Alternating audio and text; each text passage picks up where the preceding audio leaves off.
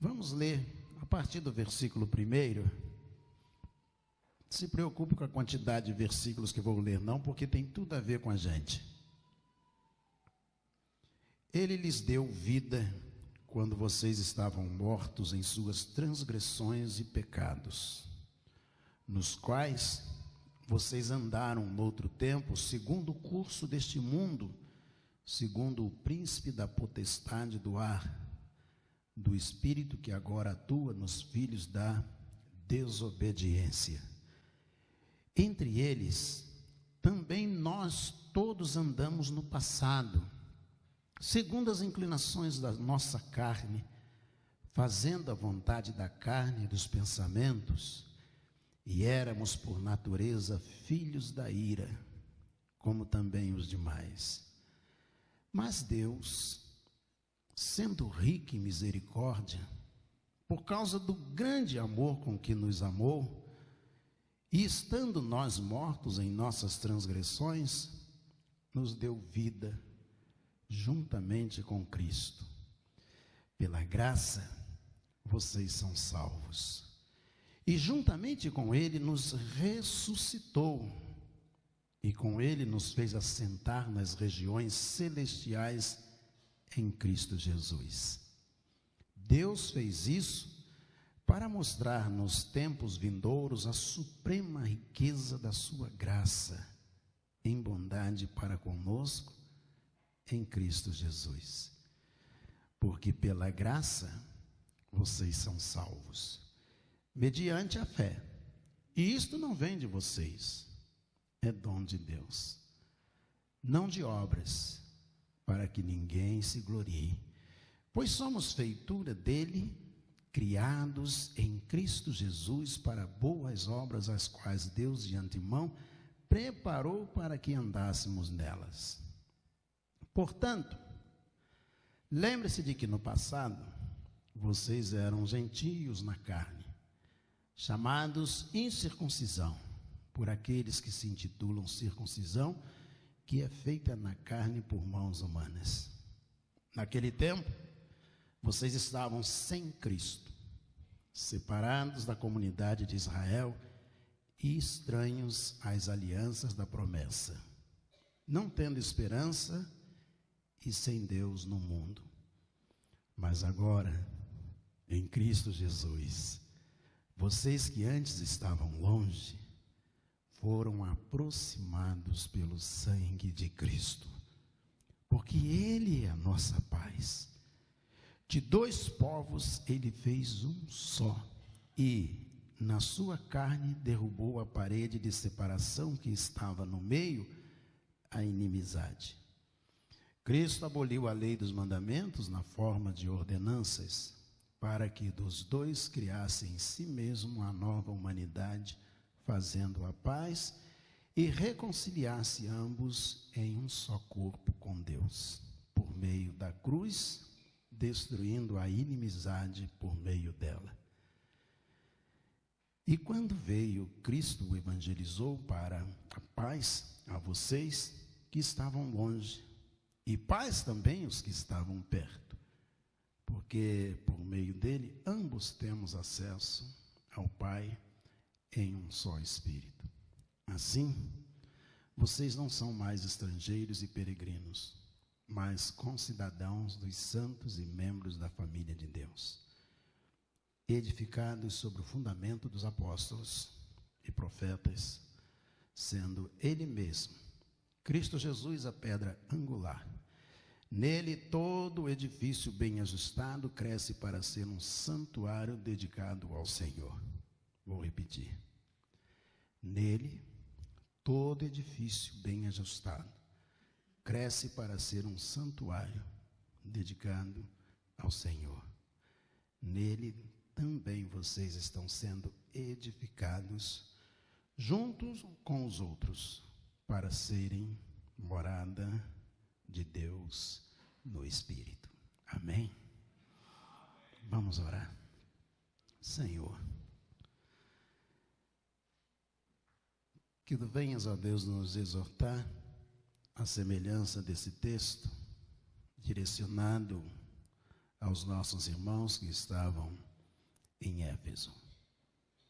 Que também nós sejamos alcançados pela mesma essência dessa palavra, pelo mesmo Espírito que motivou a ser escrito esse texto, sejamos alcançados nós também.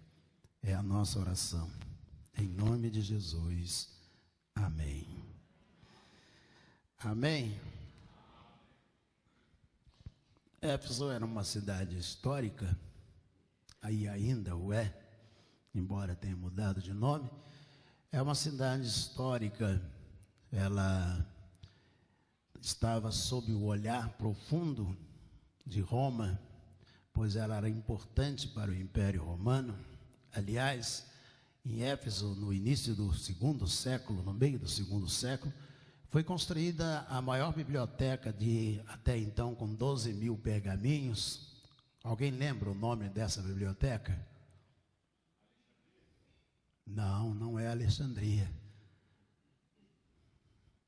Foi construída por Gaius, Biblioteca de Celso. Esse é o nome, a Biblioteca de Celso, a maior biblioteca. Faz luz. Olha o nome que tem a biblioteca. A maior biblioteca com 12.000 pergaminhos foi construída por Gaius, em homenagem a seu pai Tibério Celso, que foi líder, foi senador, foi líder romano, e o filho dele construiu a biblioteca em homenagem à memória de seu pai. E ali, então, foi construída a Biblioteca de Celso. Vamos àquilo que é essencial. Nós, quando olhamos para esse texto, havia um problema em Éfeso de tentar conviver, tentar fazer a vontade de Deus na convivência com a comunidade. Havia uma rejeição permanente daqueles que não foram circuncidados. E havia uma discussão estabelecida que a igreja não conseguia superar.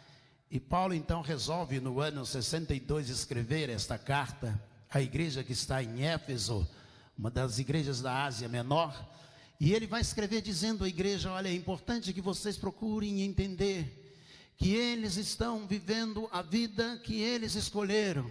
Mas vocês não podem esquecer que vocês também viveram a vida que eles estão vivendo. Noutro tempo, diz ele, vocês fizeram as mesmas coisas que eles fizeram, estão fazendo também. Vocês falavam as mesmas palavras que eles falam hoje. Vocês comiam as mesmas comidas que eles comem hoje. Vocês viviam a mesma vida que eles estão vivendo hoje. Então é preciso que vocês possam entender, diz Paulo, a igreja que está em Éfeso. É preciso que vocês possam entender que vocês já foram iguais a eles.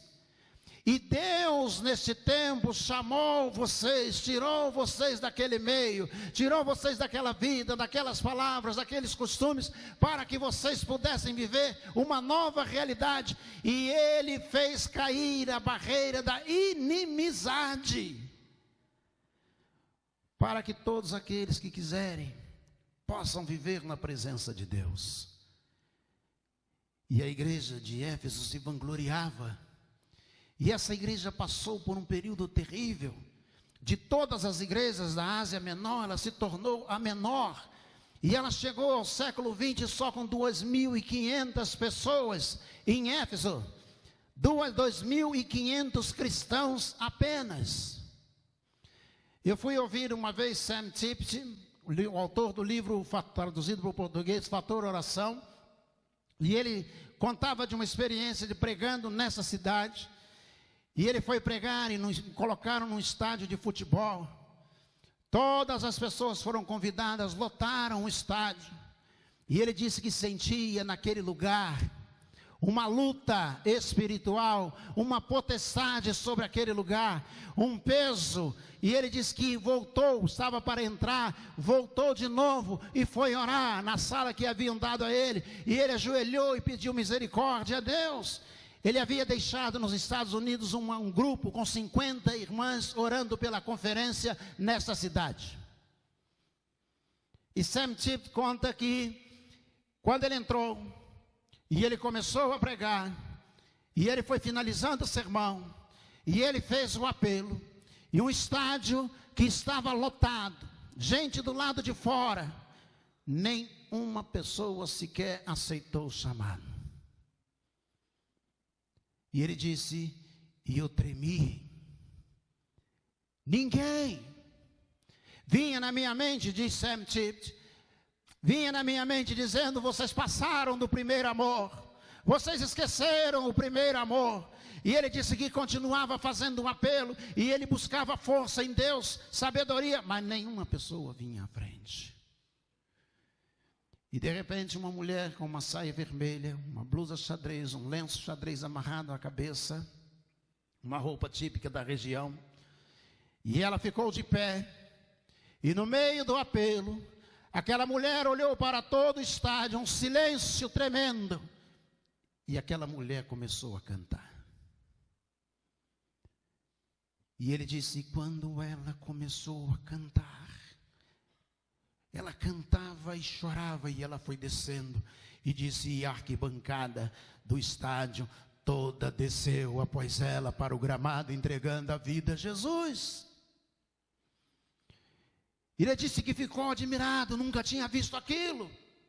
Milhares de pessoas descendo após aquela mulher.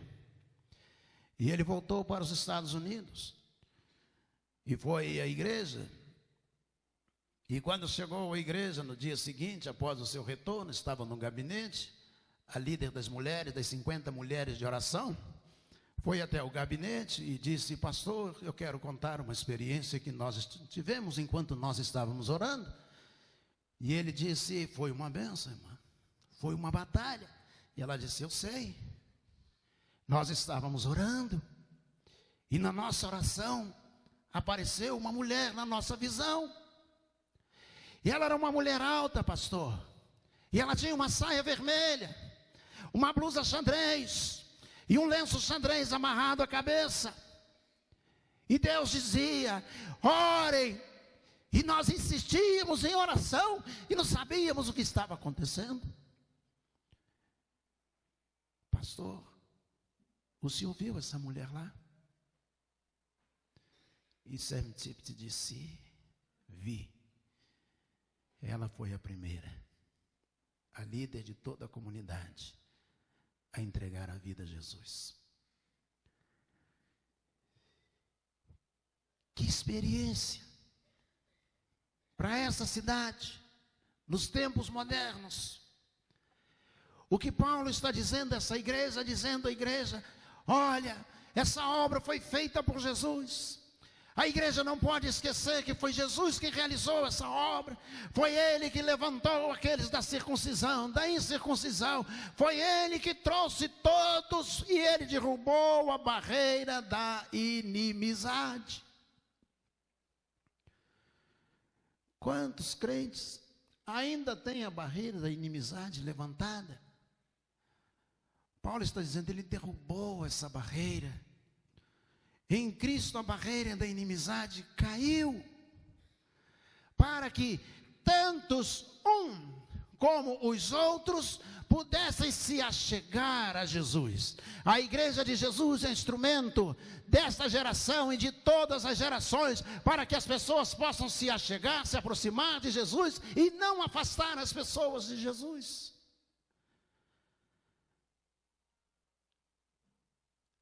E aí Paulo diz à igreja que está em Éfeso, pela graça sois salvos. Diz no versículo de número 5, e depois repete no versículo de número 7 e 8, pela graça sois salvos. Eu vi um pregador dizendo, dias atrás, porque vocês são salvos pela fé. A Bíblia não diz isto. A Bíblia diz que nós somos salvos pela graça. O instrumento da salvação é a graça. Como assim? Isto mesmo. Karl Barth diz que Jesus é a própria graça de Deus. Jesus é a graça de Deus. Ele nos ofereceu a sua graça, que é Jesus Cristo, porque também debaixo do céu nenhum outro nome é dado pelos homens, pelo qual devamos ser salvos. Só Jesus Cristo salva. Se só Jesus Cristo salva, se me permitirem, já que só Jesus Cristo salva, e nós somos salvos pela graça, diz Karl Barth, então Jesus é a graça de Deus. Quando nós somos alcançados por esta graça, é para vivermos uma vida cristã abençoada na presença de Deus. Mas a gente se esquece, a igreja tem tanta coisa para fazer, tem tanta coisa para realizar, que muitas vezes nós esquecemos daquilo que é central, daquilo que é principal, daquilo que nós realmente temos que fazer. Porque estamos às vezes tão atarefados, temos tantas coisas lá fora, temos o trabalho, temos filho, temos escola, temos universidade, temos que trabalhar, e nós então colocamos no segundo plano o reino de Deus. Paulo está dizendo, não. Primeiro, Jesus Cristo. Nós somos salvos pela graça. Pastor, eu não gosto de vir à igreja, eu gosto de cantar no coro. Sabe você que Cristo não morreu pelo coro. Eu não gosto de vir ao culto de oração, eu gosto do celebrando a recuperação. Sabe você que Cristo não morreu pelo celebrando a recuperação. Cristo morreu pela igreja. Para apresentar a igreja ao Senhor, ao Deus Pai. Cristo morreu uma vez para que Ele mesmo pudesse ser o Senhor e a cabeça da igreja, e a cabeça dá todos os comandos para o corpo. É o cérebro, é a cabeça que diz para onde a perna vai, para onde a mão vai, o que a boca vai falar, o que os olhos vão enxergar. Ele é a cabeça da igreja. Mas nós muitas vezes esquecemos disto. Tem gente que valoriza mais uma partida de futebol do que um culto. A leitura de um outro livro, ele ainda diz assim, de um bom livro. Não existe livro melhor do que a Bíblia Sagrada. E olha que eu já li alguns livros.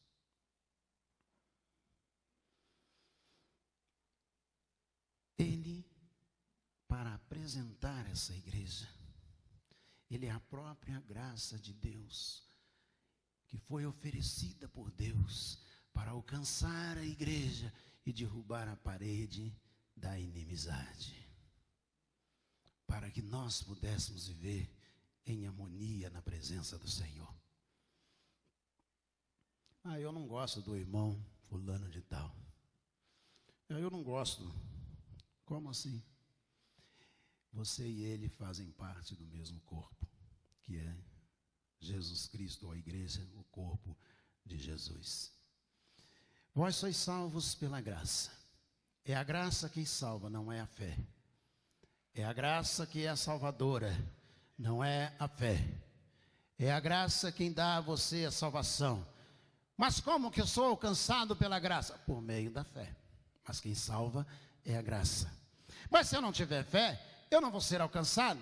É o mesmo que eu dissesse a você, você vai ter proteína se você comer carne. Vós alcançareis proteína se comerdes carne. Então, por meio da carne você recebe a proteína. Aí você diz assim, e como é que eu faço? Por meio da boca comendo. Quer dizer que a boca me dá proteína? Não, não dá. Quem dá proteína é a carne. Jesus está dizendo, olha, vocês são salvos pela graça. Jesus Cristo é a graça e a salvação é só pela graça. Pela fé eu alcanço esta graça. Em Cristo Jesus, o nosso Senhor.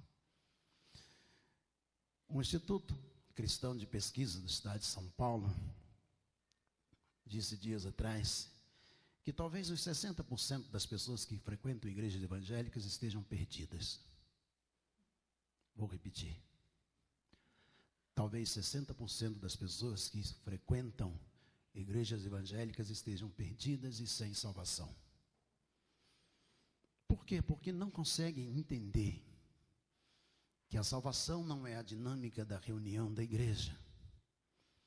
que a salvação não é o encontro, não é o retiro, que a salvação não é a organização, a salvação é pela graça. Então diz ele, 60% provavelmente não conseguem entender isto, e não estão preocupados com isto, e não é ensinado a essas pessoas, estas coisas não são ensinadas, estão perdidas, embora estejam na igreja, vão todo domingo, mas não entendem o que é salvação. Vós sois salvos pela graça. Eu fui alcançado pela graça, você foi alcançado pela graça de Deus revelada em Cristo Jesus, e essa graça permitiu que Jesus, o próprio Jesus, a graça, fosse até a cruz do Calvário, sendo ele a própria graça, morreu para que nós pudéssemos ter à nossa disposição a salvação. E ela já está pronta. E pela fé eu consigo alcançá-la. Quando eu alcanço a salvação, eu gosto de deixar bem claro, 4 coisas acontecem. No dia em que entrego a vida a Jesus, eu sou justificado e regenerado. No momento em que eu levanto a mão, eu abro o meu coração, eu faço a minha confissão pública, eu fui justificado e regenerado. Guardem essas 2 primeiras fases. Por que justificado? Porque todos os meus pecados agora não existem mais. Tudo foi apagado. Eu, quando me apresentar diante de Deus e comparecer no juízo final, não haverá nenhuma prova contra mim, porque todas elas foram removidas por Cristo Jesus, o nosso Senhor. Por isso você todos os dias tem que confessar os seus pecados e pedir perdão ao Senhor. Todos os dias. Então eu sou justificado só por Jesus. Regenerado. Ele me dá uma nova gênese, uma nova mente, para que eu possa viver a vida cristã. Estou justificado e regenerado. Agora eu posso começar a vida cristã. Aí Jesus diz, agora pode ir. Começa o 3º estágio, que é a santificação. Isso mesmo.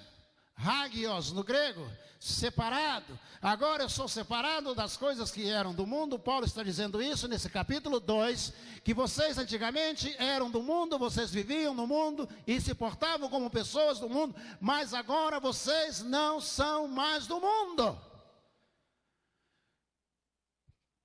Jesus, na sua oração, diz, Pai, peço não que os tire do mundo, porque eles do mundo não são. Eles estão no mundo, mas eles não são do mundo. Tem crente que esquece disso.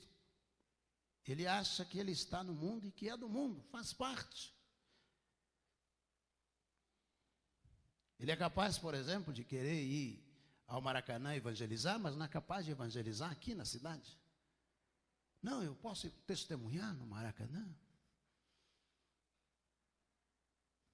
no Rock in Rio, mas não é capaz de dar um testemunho aqui na rua que ele mora, na escola que ele frequenta. Agora ele vai ser separado. Agora ele está separado.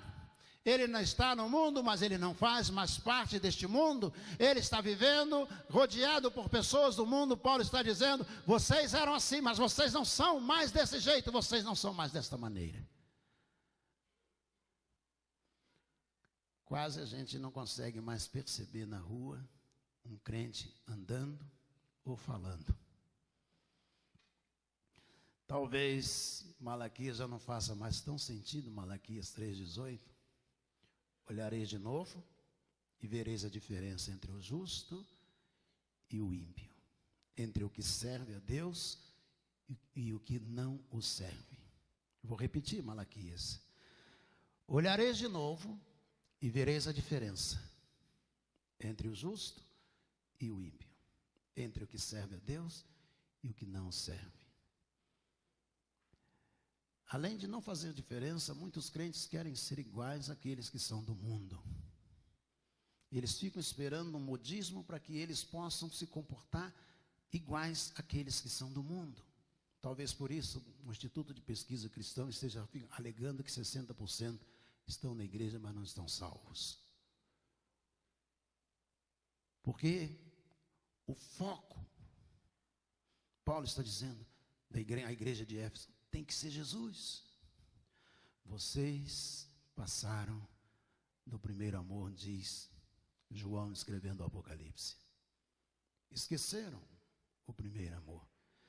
Nós estamos vivendo um tempo assim, pessoas que esqueceram da conversão, do batismo, do compromisso com Deus, do testemunho, de ser um bom pai, um bom esposo, de ser um bom profissional, de ser um bom patrão, um bom empregado. Isso tudo faz parte da vida cristã. E nós não podemos esquecer. Paulo está lembrando isso à igreja que está em Éfeso. E hoje, ele está nos lembrando que nós também precisamos lembrar disto. Nós não somos do mundo. Nós estamos no mundo, mas não somos do mundo. Temos compromisso maior com o reino de